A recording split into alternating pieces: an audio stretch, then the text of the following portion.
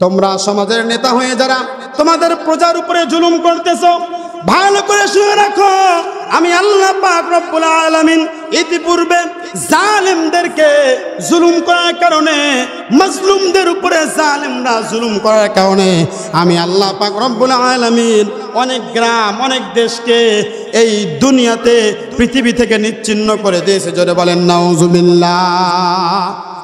আল্লাহ পাক রব্বুল আলামিন বলো, মাজলুমরা ভালো করে শোনো, তোমরা চিন্তা করেছো ওয়ালা তাহসাবান্নাল্লাহা গাফিলান, তোমাদের আল্লাহ মনে হয় জালেম সম্পর্কে অবগত নয়। না না না, বিষয়টি এমন নয়।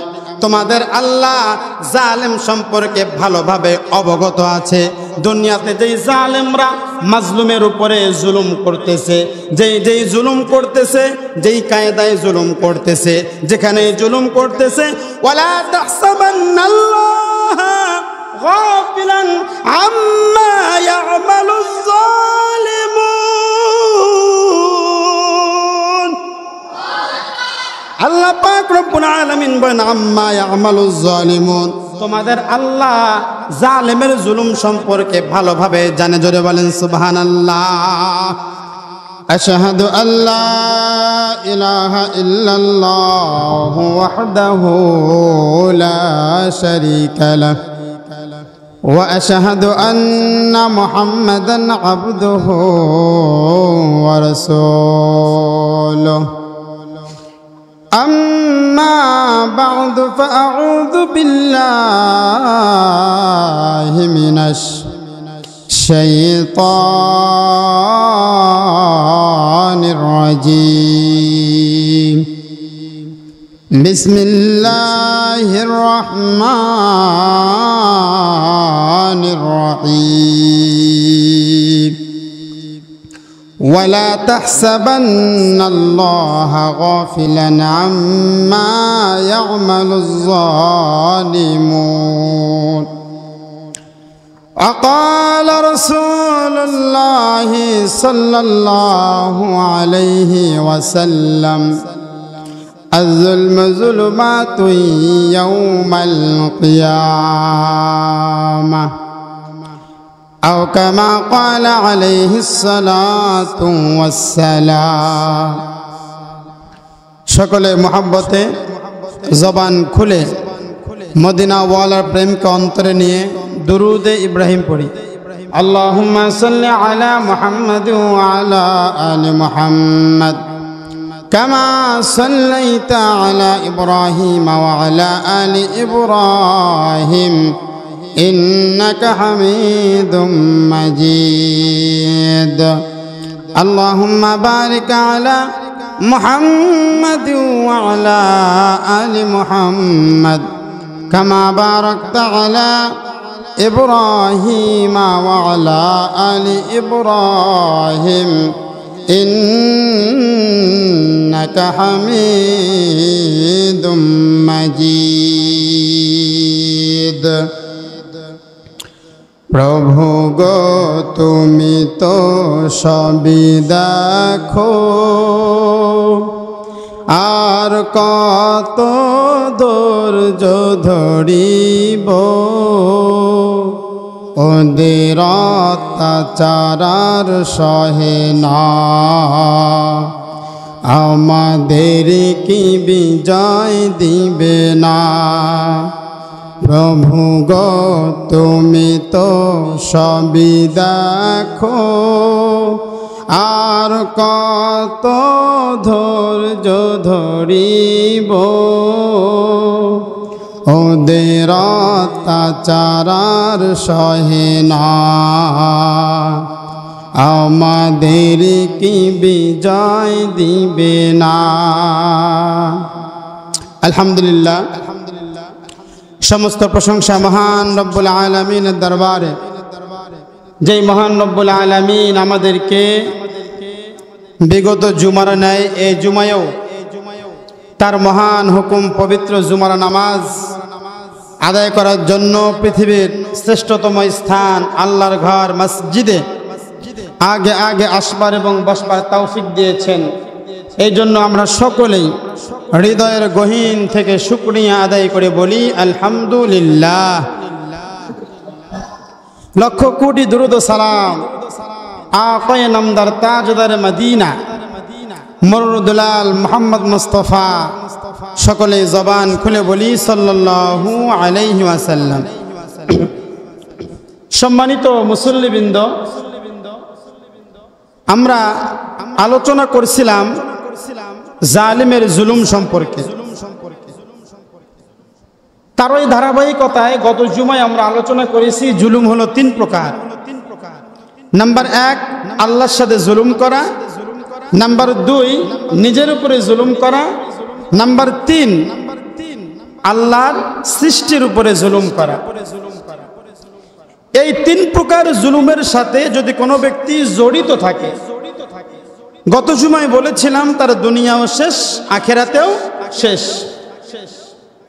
হোক না সে 5 ওয়াক্ত নামাজি, হোক না সে তাহাজ্জুদ গুজার, কোরআন তেলাওয়াতকারী, দান সদকাকারী, হজকারী, প্রত্যেক বছর হচ্ছে হজ করুক, কিন্তু যদি তার আমল নামায় জুলুমের সাথে সামান্য পরিমাণ সম্পৃক্ততা থেকে থাকে, তাহলে তার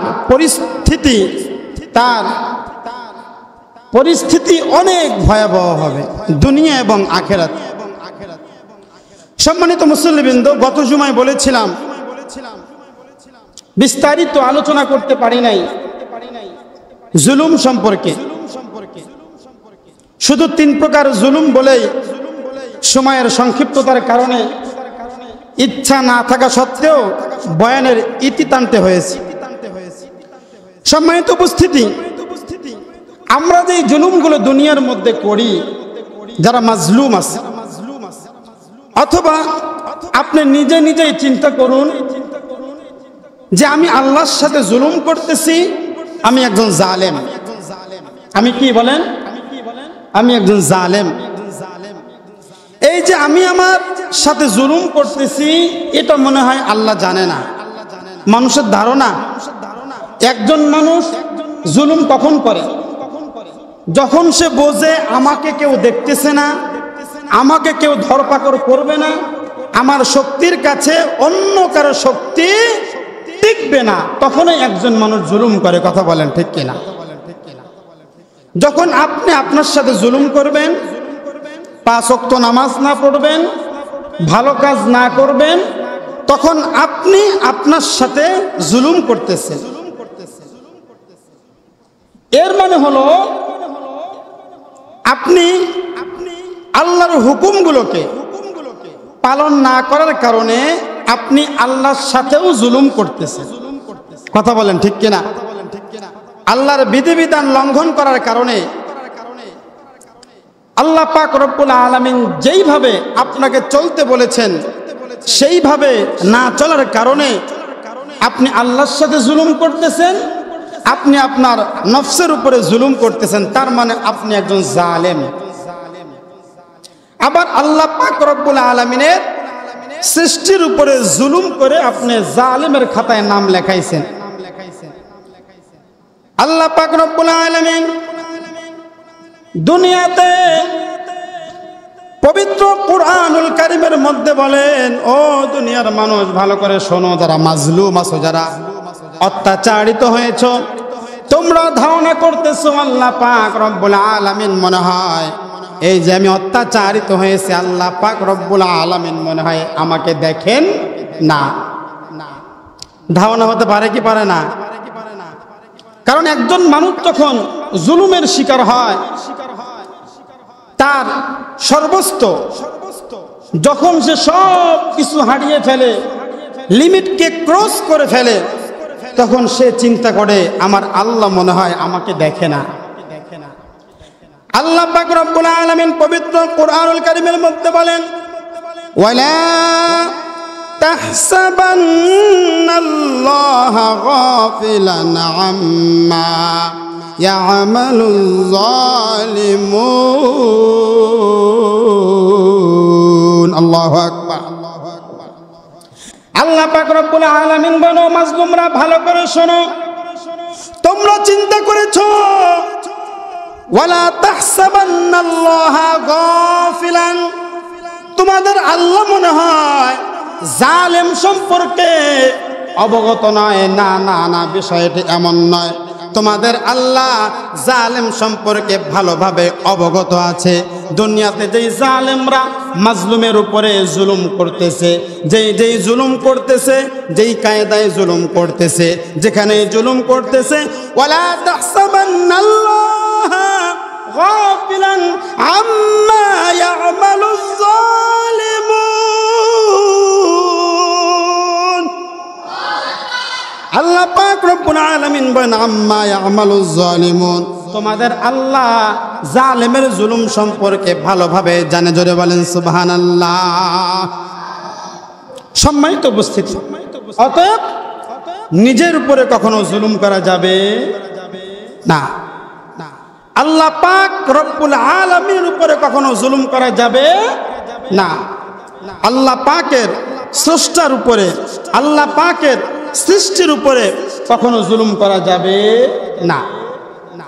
সম্মানিত উপস্থিতি, আল্লাহ পাক রব্বুল আলামিন যুগে যুগে আল্লাহ পাক রব্বুল আলামিন জালেমদের সম্পর্কে পবিত্র কুরআনুল কারীমের মধ্যে আয়াত নাজিল করে দিয়ে আল্লাহ পাক রব্বুল আলামিন মানুষদেরকে সতর্ক করেছেন। আল্লাহ পাক রব্বুল আলামিন বলে দিয়েছেন, খবরদার খবরদার, নামাজ পড়ো, রোজা রাখো, হজ করো, যাকাত দাও, ভালো কাজ করো, কিন্তু এইগুলোর সাথে তুমি কিন্তু জালেমের খাতায় কখনো নাম লেখায়ও না। যদি কোনো ব্যক্তি জুলুম করে, আল্লাহ পাক রব্বুল আলামিন তাকে শাস্তি দেন দুই প্রকার। পবিত্র কুরআনুল কারীম থেকে বলছি, আল্লাহ পাক রব্বুল আলামিন জালেমদের শাস্তি কয়ভাবে দেন? দুই ভাবে দেন। নাম্বার এক, দুনিয়াতে। গত জুমায় যেটা বলেছিলাম, যদি কোনো ব্যক্তি জুলুম করে আল্লাহ পাক রব্বুল আলামিন তাকে দুনিয়াতেও শাস্তি দেন, আখিরাতেও শাস্তি দেন। সম্মানিত মুসল্লিবৃন্দ, আমরা আজকে পবিত্র কুরআনুল কারীম থেকেই আলোচনা করব যে আল্লাহ পাক রব্বুল আলামিন দুনিয়াতে জালেমদেরকে শাস্তি দেন এবং আখিরাতে আল্লাহ পাক রব্বুল আলামিন জালেমদের কি পরিমাণ শাস্তি দেন এবং কোন কায়দায় আল্লাহ পাক রব্বুল আলামিন শাস্তি দেন। আল্লাহ পাক রব্বুল আলামিন যুগে যুগে যারা জুলুম করেছে, নিজের উপরে হোক, আল্লাহর উপরে হোক, কিংবা আল্লাহর সৃষ্টির উপরে হোক, আল্লাহ পাক রব্বুল আলামিন যুগে যুগে জালেমদেরকে শাস্তি দিয়েছেন। ফিরআউন জুলুম করেছিল মুসা পয়গম্বরের উপরে, আল্লাহ সৃষ্টির উপরে জুলুম করেছিল, আল্লাহর হুকুমের অমান্য করার কারণে সে নিজের উপরে জুলুম করেছিল। কথা বলেন ঠিক কিনা? আল্লাহ পাক রব্বুল আলামিন ওই জালেমকেও ছাড় দেন নাই। নমরুদ, সে একজন জালেম, সে জুলুম করেছিল নিজের উপরে, আল্লাহ পাক রব্বুল আলামিনের সৃষ্টির উপরে সে জুলুম করেছে। এই জুলুম করার কারণে আল্লাহ পাক রব্বুল আলামিন তাকেও দুনিয়াতেই শাস্তি দিয়েছেন। আখিরাতের কি শাস্তি হবে এইটা আমরা আজকে কোরআন থেকে জানব। সম্মানিত উপস্থিতি, খেয়াল করি, আল্লাহ পাক রব্বুল আলামিন দুনিয়া এবং আখিরাত ইতিপূর্বে যারা জুলুম করেছে, আল্লাহ পাক রব্বুল আলামিন তাদেরকে দুনিয়াতেই দৃষ্টান্তমূলক শাস্তি দিয়েছেন এবং শাস্তি দেওয়ার পরে আল্লাহ পাক রব্বুল আলামিন পবিত্র কুরআনুল কারীমের মধ্যে বলেছেন, যারা দুনিয়াতে জুলুম করেছে, আমি তো কোন কোন এলাকাকে এমন করেছি নিজের উপর জুলুম করার কারণে, আল্লাহর উপর জুলুম করার কারণে, আল্লাহ সৃষ্টির উপরে জুলুম করার কারণে আমি কিছু কিছু এলাকাকে আমি আল্লাহ পাক রব্বুল আলামিন সমুদ্রে পরিণত করে দিয়েছি। ওই জাতিকে, ওই গোষ্ঠীকে আমি আল্লাহ পাক রব্বুল আলামিন 1000 ফিট 2000 ফিট নিচে দাবিয়ে দিয়েছি। জোরে বলেন নাউজুবিল্লাহ।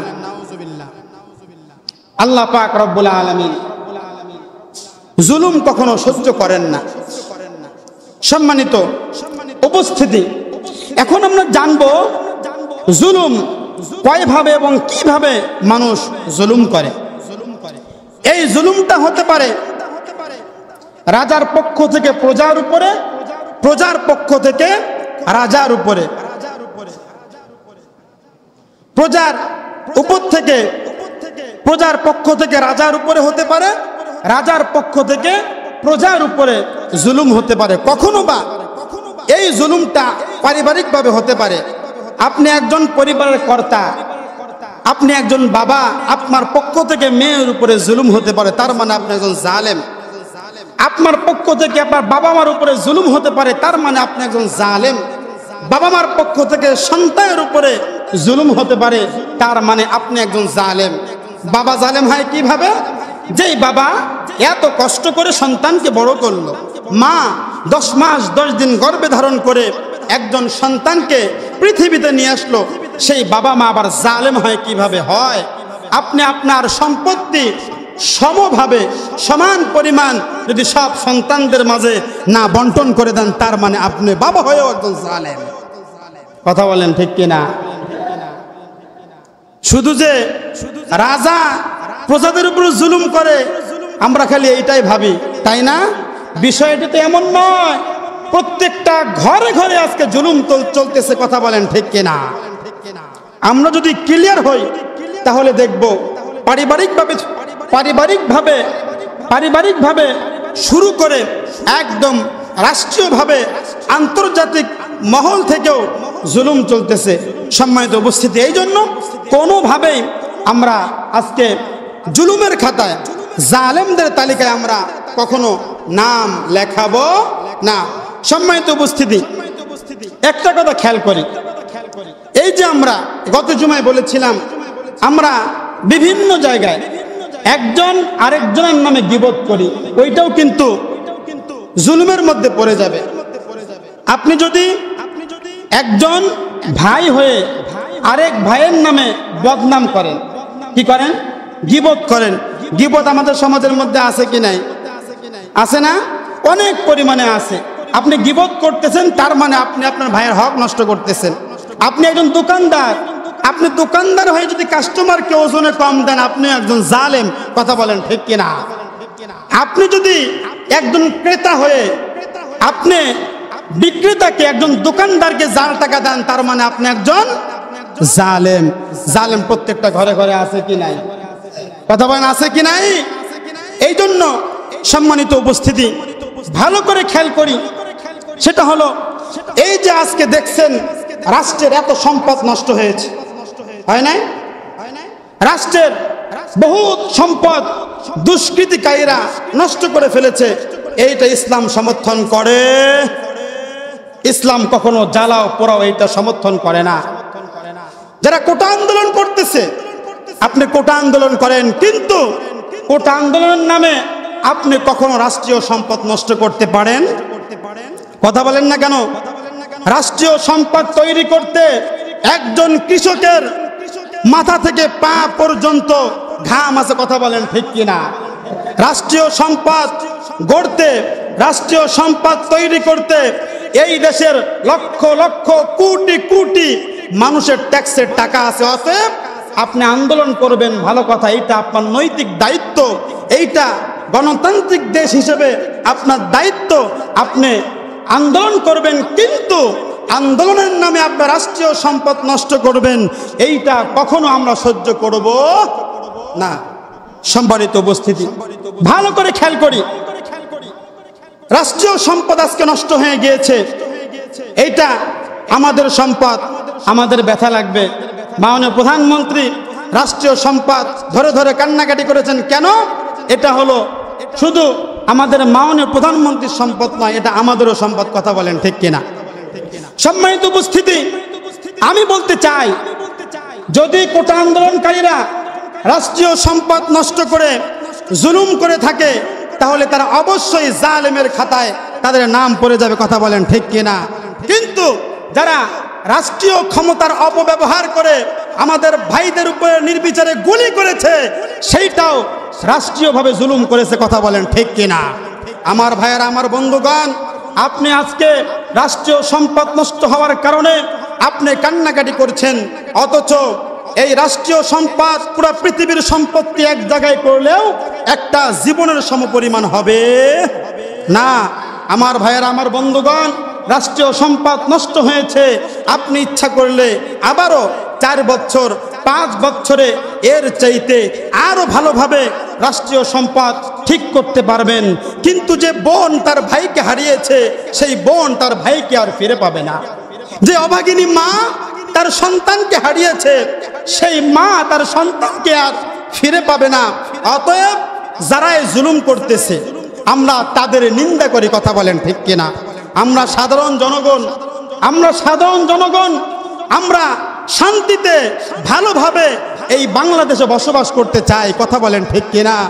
আমি একজন সাধারণ নাগরিক, আমি রাস্তা দিয়ে হাঁটলে আমি আমার জানের নিরাপত্তা আজকে পাই না, আমি আমার জীবনের নিরাপত্তা পাই না। না জানি কোথায় থেকে কোন দিক দিয়ে আজকে গুলি আমার মাথায় লেগে আমি দুনিয়া থেকে চলে যাই। পেপার পত্রিকায় দেখেছি দেশে এমন শুরু হয়ে গেছে। আমরা দোয়া করি আল্লাহ পাক রব্বুল আলামিন যেন আমার প্রিয় মাতৃভূমি, লাল সবুজের মাতৃভূমি, যে বাংলাদেশকে লক্ষ লক্ষ শহীদের বিনিময়ে আমরা পেয়েছি, কথা বলেন ঠিক কিনা? এই বাংলাদেশে আমরা কখনো অশান্তি চাই না। এই বাংলাদেশ আল্লাহ পাক রব্বুল আলামিন যেন শান্তি ফিরিয়ে দিক, সকলে বলি আমিন। আমার ভাইয়েরা, আমার বন্ধুগণ, এই জন্য জালেমের খাতায় আমার যেন নামটা না চলে আসে, কথা বুঝতে পেরেছেন? আমরা কখনো জালেমের খাতায় নাম লেখাবো না। দেখেন, যদি কোনো ব্যক্তি জুলুম করলে আল্লাহ পাক রব্বুল আলামিন শাস্তি দেয় 2 ভাবে। কয়ভাবে? 2 ভাবে।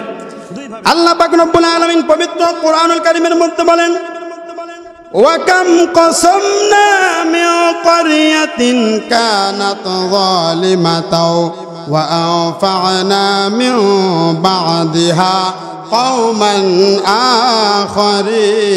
আখারিন। আল্লাহু আকবার।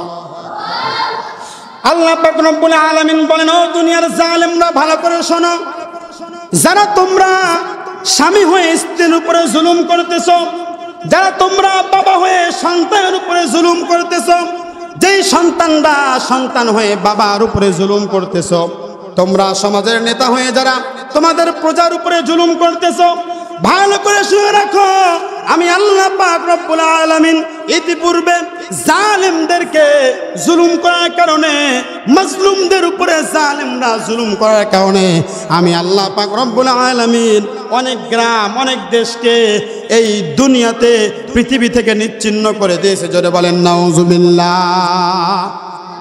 আমার ভাইয়েরা, আমার বন্ধুগণ, যারা জুলুম করবে আল্লাহ পাক রব্বুল আলামিন দুনিয়াতে কি শাস্তি দিবেন?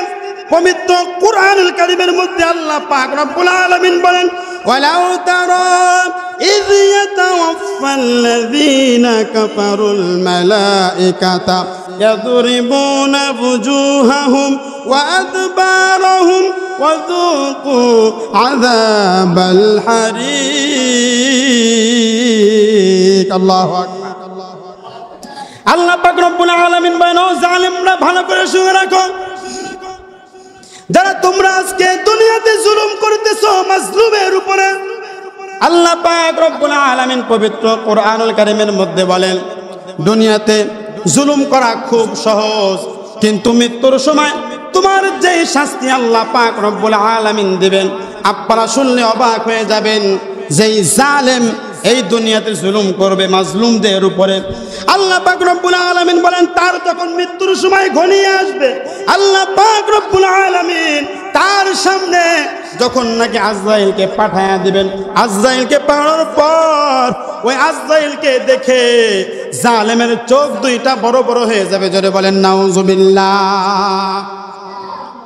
আজরাইলের সাথে যে ফেরেশতারা থাকবে, জালেমের জানটা ধরতে চাইবে না।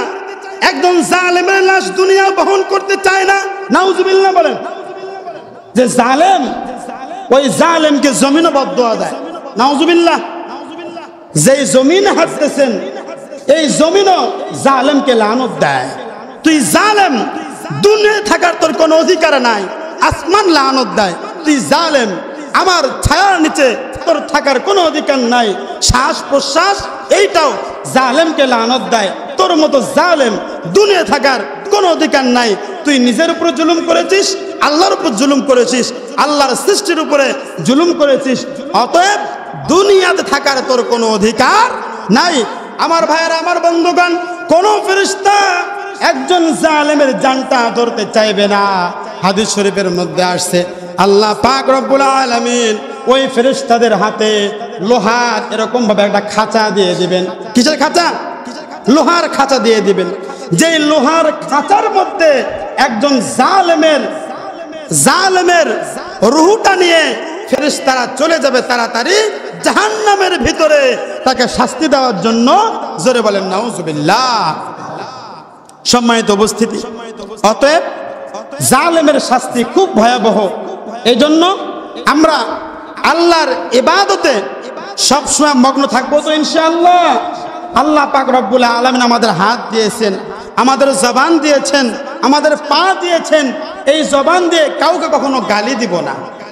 আপনার কথায় যদি কোনো একজন মানুষ কষ্ট পায়, আর কষ্ট পেয়ে সে যদি, এখন তো অনেক সময় এরকম দেখা যায় যে মসজিদে আমরা নামাজ পড়তে আসি, নামাজ পড়তে আসলে আমার এক ভাইয়ের নামাজ ঠিক মতো হয় না।